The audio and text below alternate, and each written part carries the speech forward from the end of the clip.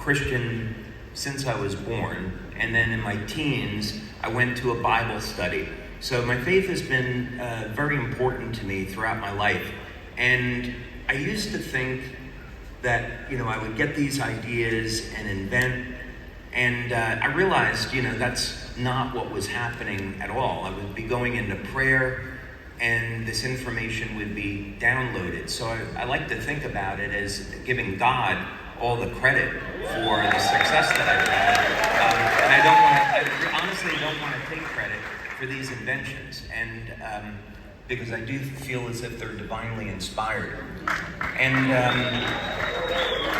this has, a really funny thing is that when we think of the Holy Bible, we think of that as being a book to learn from and to illuminate humanity. And actually, the Bible is meant to divide.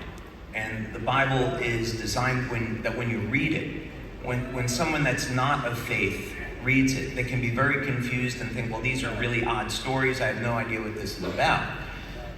The truth is, though, if you give over your heart to God and you read through the Bible and do a diligent study, there'll be secrets that will open up, and you'll start to understand the true meaning of the words and the teachings in this book.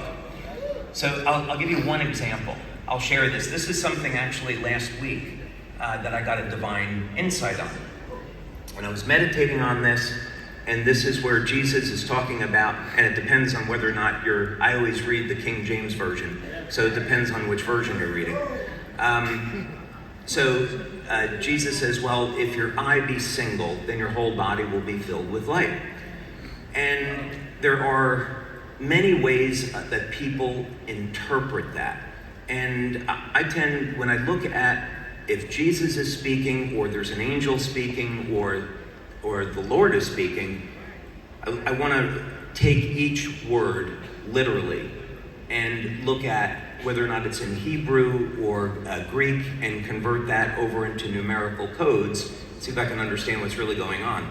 And here's something that's absolutely incredible that I just looked at last week.